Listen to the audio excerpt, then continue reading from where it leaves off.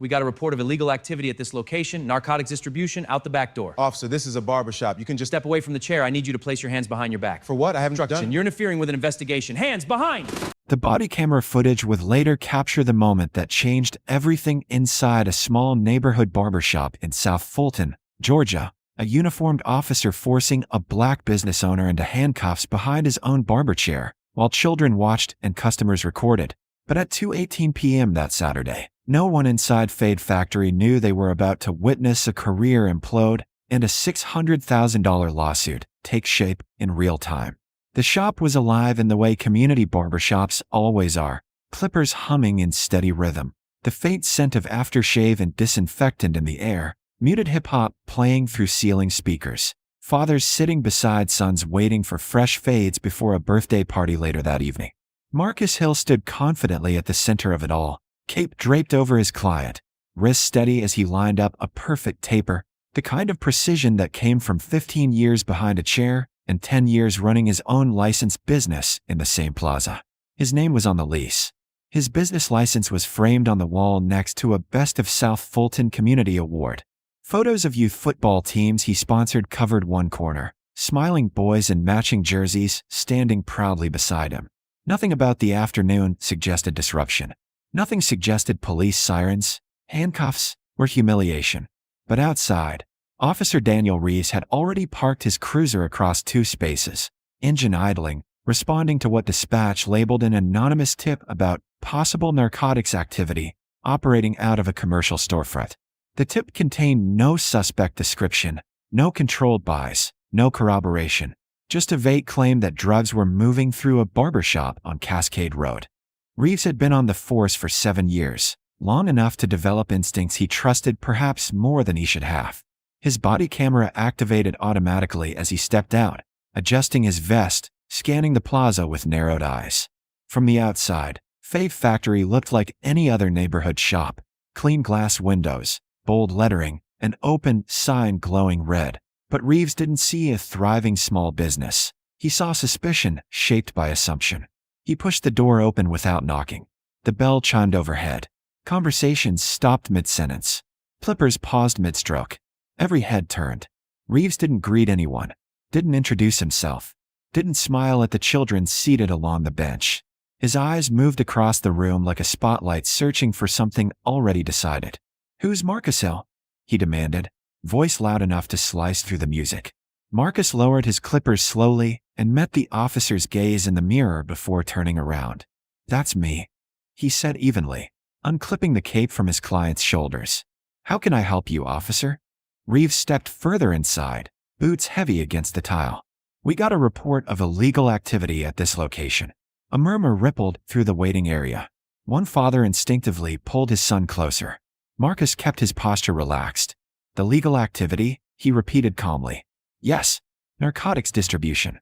Out the back." The accusation hung in the air like smoke. Marcus blinked once. "Officer, this is a barbershop." Reeves didn't respond. Instead, he began walking toward the hallway that led to the storage room and employee restroom, peering into open doorways without asking permission. "You can't just walk back there," Marcus said, stepping forward but keeping distance. "This is private property." Reeves stopped and turned slowly. "I can if I suspect criminal activity." "Based on what?" Marcus asked. "A tip." "What tip?" Marcus pressed, voice steady but firmer now. Reeves didn't elaborate. He didn't describe a suspect. Didn't cite observed behavior. Didn't mention a warrant.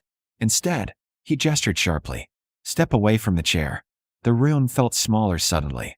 Marcus glanced around at the faces of his customers, men who had trusted him with their haircuts for years, kids who saw him as more than a barber, but a mentor. He raised his hand slightly to show compliance. "I'm stepping away," he said. "But I need to know what I'm being accused of." Reeves' jaw tightened. "You're interfering with an investigation." "By asking questions?" Marcus replied. The clippers on the counter vibrated slightly where they had been set down, forgotten mid-cut. "Place your hands behind your back," Reeves ordered. A 12-year-old sitting near the window slowly lifted his phone and pressed record. Marcus didn't resist. He didn't shout. He didn't posture. Years of navigating tense encounters had taught him that volume only escalates. "Officer," he said carefully, "I have a business license on that wall." You're welcome to look at anything you need, but I haven't done anything wrong. Reeves stepped closer, invading his space. Hands. Behind. Your back. The tone left no room for discussion. A customer stood up halfway from his chair. He didn't do nothing, the man said. Sit down. Reeves barked without taking his eyes off Marcus. The authority in his voice wasn't investigative. It was declarative, final. Marcus slowly turned around, placing his hands behind him. In that split second, with children watching and phones recording, Reeves grabbed his wrist and pulled it tighter than necessary, pressing Marcus forward against the mirror. The reflection showed a successful black business owner in a clean apron and the gleam of handcuffs closing around him in his own establishment. The bell over the door chimed again as someone outside began filming through the glass. Reeves' breathing was audible on the body cam. You are being detained on suspicion of narcotics distribution and obstruction. Marcus exhaled slowly against the cool surface of the mirror. You haven't found narcotics, he said quietly. You haven't asked for consent. You haven't shown a warrant. The words were calm, almost instructional, but they only seemed to harden Reeves further. The shop, once filled with laughter and music, now held only the metallic click of cuffs and the hum of a camera recording the moment that would soon leave the walls of Fade Factory and spread far beyond South Fulton, turning a routine Saturday into the beginning of a legal battle no one in that room had anticipated. Within minutes of the handcuffs clicking shut inside Fade Factory, the body camera footage would capture a scene that no internal affairs investigator could later explain away. A uniformed officer searching drawers without a warrant, while the supposed suspect stood restrained in front of his own business license. But in that moment, inside the barbershop, it still felt unreal, like something that might resolve itself if everyone just paused long enough to think. Marcus Hill stood pressed against the mirror, wrists cuffed behind his back, the cold metal biting into skin that moments earlier had been steady enough to shape a flawless fade, while Officer Daniel Reeves moved past him without another word and began opening cabinets beneath the styling stations, as if he already expected to find what he had decided must be there. You can't search my shop like that, Marcus said evenly, turning his head just enough to be heard. Reeves didn't answer. Instead, he pulled open a drawer filled with comb guards and disinfectant wipes, rifling through them with exaggerated force before slamming it shut. The customers remained frozen, one man still half covered in a barber cape, another clutching a set of car keys he had forgotten he was holding. The 12-year-old by the window kept his phone raised, recording every movement.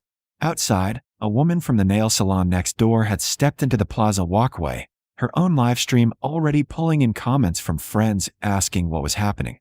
Reeves moved toward the back hallway, pushing open the storage room door without knocking.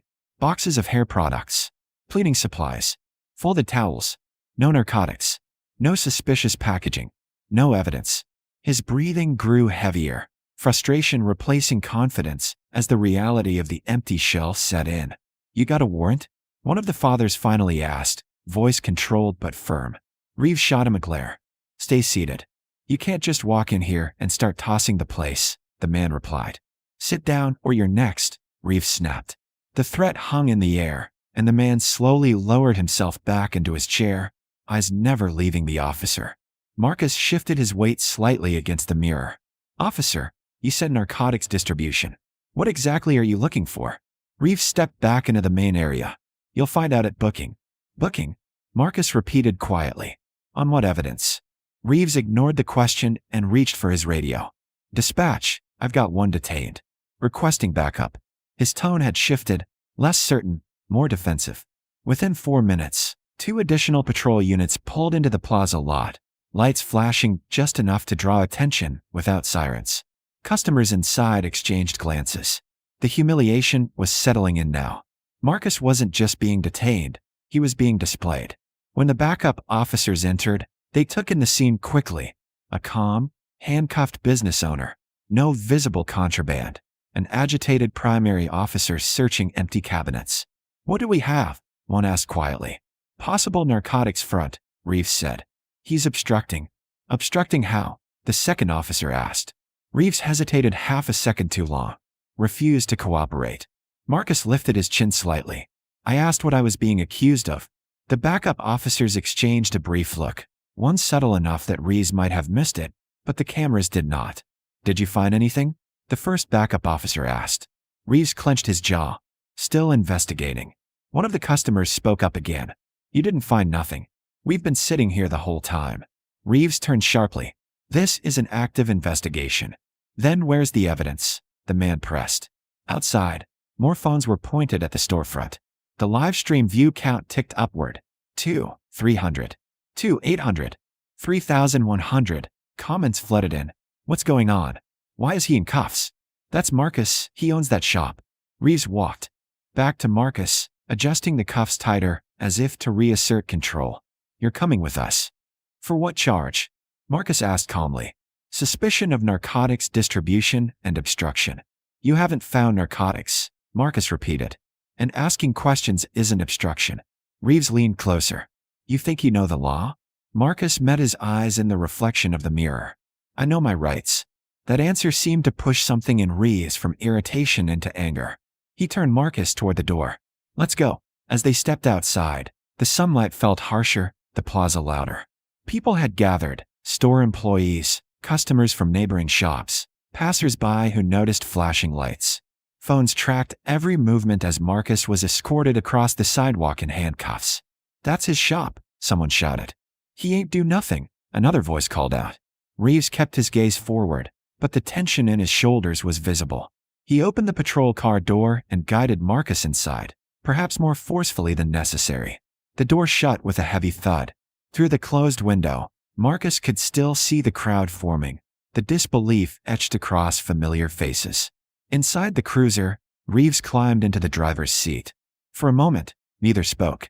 The radio crackled with routine chatter unrelated to the scene. Finally, Marcus broke the silence. Officer, what was the description from the tip? Reeves stared ahead. Blackmail operating a storefront. Marcus let out a slow breath. That's not a description. That's my existence. Reeves didn't respond. He shifted the car into drive. Behind them, one of the backup officers remained standing in the doorway of Fade Factory, looking at the undisturbed shelves and the framed certificates on the wall. You didn't log evidence? He asked quietly when Reeves stepped back out briefly to close up. Didn't find any, Reeves muttered. Then what are we booking him on? Reeves hesitated again. We'll sort it out. But as the cruiser pulled away from the plaza, the live stream had already reached 5,000 viewers. The narrative was forming without official input. Arrested in his own barbershop. No drugs found. No warrant shown. And inside the patrol car, Marcus sat upright, composed despite the cuffs around his wrists, knowing that the most powerful witness to what just happened wasn't sitting beside him. It was mounted on the officer's chest, recording every word, every search, every command that had transformed a routine Saturday into something far larger than either man yet fully understood. By the time the booking photo was taken, Marcus Hill standing in county intake still wearing his barber apron because no one had thought to remove it. The body camera footage from inside Fade Factory was already circulating online, and what began as a routine investigation was rapidly becoming a public relations disaster that would cost a city $600,000 and Officer Daniel Reese's badge. Marcus spent 9 hours in custody before the charges, suspicion of narcotics distribution and obstruction, began to unravel under even minimal scrutiny. No drugs had been logged into evidence, no controlled substances photographed, no warrant obtained, and the arrest report, completed by Reeves near the end of his shift, relied heavily on phrases like furtive behavior and non-compliant demeanor, language that did not match the calm, steady tone captured on video. By Monday morning, the solicitor's office quietly declined to pursue the narcotics allegation due to insufficient evidence, and the obstruction charge was reduced and then dismissed outright when prosecutors reviewed the footage showing Marcus asking, repeatedly and politely, what law he had violated. But the legal system dismissing charges did not erase the image of a black business owner in handcuffs inside his own shop, and it certainly did not undo the revenue lost over a weekend when Fade Factory remained closed while Marcus met with attorneys instead of customers. Within 72 hours, civil rights attorney Danielle Brooks held a press conference outside the plaza, standing in front of the same glass storefront where Marcus had been led away. This was not a misunderstanding, she said firmly. This was a warrantless search and unlawful arrest based on an anonymous, uncorroborated tip and an assumption. Behind her, Marcus stood composed, no longer in an apron but in a tailored suit, his posture calm but his eyes sharper now. "I built that business from nothing," he told reporters. 10 years. No violations. No criminal record. And I was treated like a suspect in front of children. The department initially defended Reeves, issuing a brief statement that the officer had acted within investigative discretion. But that narrative began to fracture when internal emails surfaced showing that no formal narcotics investigation had ever been opened for Fade Factory, and that the so-called tip had come from a single caller who refused to identify themselves and provided no specific evidence beyond suspicious traffic. Worse still, discovery during the civil suit revealed text messages between Reeves and another officer from weeks earlier referencing these barbershop fronts and speculating, without proof, that certain small businesses in predominantly black neighborhoods were usually more than they look. The phrasing was vague enough to avoid overt slurs, but clear enough to demonstrate bias. When those messages were entered into the court record, the city's legal team recalculated its position quickly. Depositions only made matters worse. Under oath, Reeves admitted he had not observed any hand-to-hand transactions, had not conducted surveillance prior to entry, and had not sought supervisory approval before initiating the search. Asked why he proceeded without a warrant, he responded, "Based on my experience." Asked what specific behavior Marcus displayed that constituted obstruction, he paused for nearly 8 seconds before answering. He questioned my authority. That answer echoed in headlines for days. Meanwhile, the body camera footage, over 23 minutes of it, was dissected frame by legal analysts on local news. Commentators noted Marcus' compliance, the lack of articulable suspicion, the moment Reeves tightened the cuffs despite no resistance.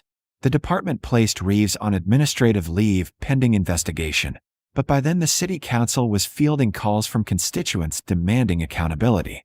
Fade Factory reopened the following Saturday, and the line extended. Out the door, not just for haircuts, but in solidarity. Customers posted receipts online with captions like "Support Black Business" and "We Stand with Marcus." The shop's revenue that weekend surpassed any previous record, but Marcus understood something deeper than sales was at stake. "I don't want this to be about sympathy," he said in a later interview. "I want it to be about policy." The civil lawsuit, filed in federal court, alleged violations of the 4th and 14th Amendments, unlawful search and seizure, false arrest, racial discrimination under color of law, and business damages. City attorneys attempted mediation early, hoping to avoid prolonged discovery, but Brooks refused an initial low settlement offer, insisting that policy reform be included alongside monetary compensation. During negotiations, Internal Affairs completed its review, concluding that Reeves had violated departmental procedures by conducting a search without probable cause and by escalating a non-threatening interaction into an arrest. The report stopped short of explicitly labeling the conduct racial bias, but it cited investigative decisions not supported by observable facts. Faced with mounting public pressure and the risk of a trial that would broadcast every detail nationally, the city agreed to a $600,000 settlement, $350,000 in civil rights damages to Marcus, $150,000 for documented business interruption and reputational harm, and $100,000 allocated toward legal fees and mandatory departmental retraining initiatives. At the joint press conference announcing the agreement, the police chief stated, "We acknowledge that this incident fell short of the standards our community deserves." Officer Daniel Reeves was terminated effective immediately. His personnel file noted failure to adhere to constitutional policing standards. The termination letter cited the unlawful search and arrest as primary grounds. Marcus listened quietly from the podium before stepping forward. "This isn't a victory," he said into the microphones. "It's accountability."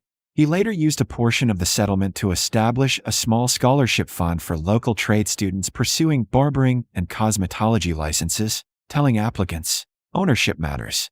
Fade Factory added one new frame to its wall. Not a trophy, not a headline, but a copy of the settlement agreement beneath the business license, a quiet reminder of how quickly authority can be misused and how powerful documentation can be when it protects the truth.